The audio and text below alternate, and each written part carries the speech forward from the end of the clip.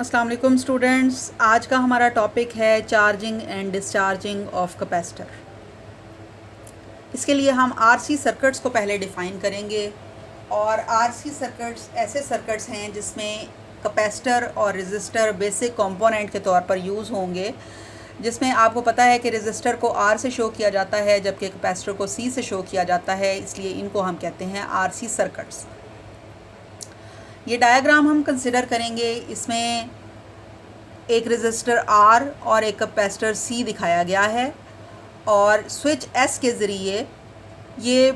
Battery जिसका potential difference V0 है उसके साथ जुड़े हुए हैं। अगर आप S को क्लोज़ करते हैं एट पॉइंट A तो ये बाहर वाला सर्किट कंप्लीट हो जाता है और चार्जेस इस पॉजिटिव टर्मिनल ऑफ बैटरी से मूव करते करते रेजिस्टर के अक्रॉस कैपेसिटर तक पहुंच जाएंगे और कैपेसिटर की वो प्लेट जो कि पॉजिटिव टर्मिनल ऑफ बैटरी के साथ कनेक्टेड है उसके ऊपर पॉजिटिव चार्ज आ जाएगा, जबकि वो प्लेट जो बैटरी के नेगेटिव टर्मिनल के साथ कनेक्टेड है उसके ऊपर नेगेटिव चार्ज आ जाएगा। इसको हम कहेंगे चार्जिंग ऑफ कैपेसिटर। ये चार्जेस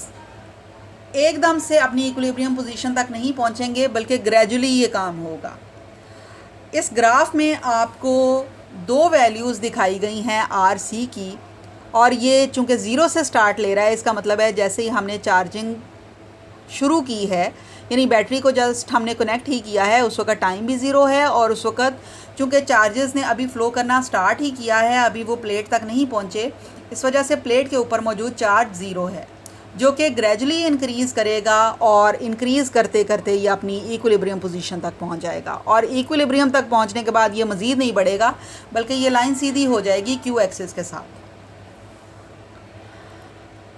टाइम कांस्टेंट को हम डिफ़ाइन करेंगे कि कितना फास्ट या कितना स्लो कैपेसिटर डिस्चार्जिंग या चार्जिंग करता है, और ये चीज़ डिपेंड करती है आर की वैल्यू पर और सी की वैल्यू पर, यानी प्रोडक्ट ऑफ आर एंड सी पर इसकी डिपेंडेंस है, और प्रोडक्ट ऑफ आर एंड सी को हम कहते हैं टाइम कांस्टेंट। टाइम कांस्टेंट को हम इस तरह से भी डिफ़ाइन कर सकते हैं कि ये वो टाइम है जो कि कैपेसिटर को रिक्वायर्ड है ताकि वो 0.63 टाइम्स इक्विलिब्रियम चार्ज Q0 को अचीव कर ले। और ग्राफ में ये शो किया जा रहा है कि स्मॉलर वैल्यू जब RC की है तो ये अपने इक्विलिब्रियम पॉइंट तक जल्दी पहुंच गया, जबकि लार्जर वैल्यू ऑफ RC जब है तो यहाँ पे टाइम बहुत ज़्यादा लग गया इसको अपनी इक्विलिब्रियम पोजीशन तक पहुँचने के लिए।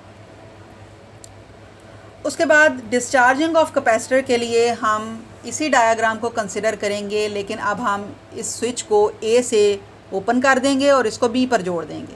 यानी बैटरी जो है वो अब सर्किट से बाहर चली गई है और ये वाला सर्किट कंप्लीट हो गया है। अब क्या होगा, अब चूँकि बैटरी अवेलेबल नहीं है तो कैपेसिटर एक बैटरी का काम करेगा और इसके पॉजिटिव टर्मिनल से नेगेटिव टर्मिनल की तरफ चार्जेस फ़्लो करना स्टार्ट कर देंगे ताकि वो एक दूसरे को न्यूट्रलाइज़ कर सकें, और ये प्रोसेस उस वक्त तक जारी रहेगा जब तक सारा का सारा कैपेसिटर डिस्चार्ज नहीं हो जाता।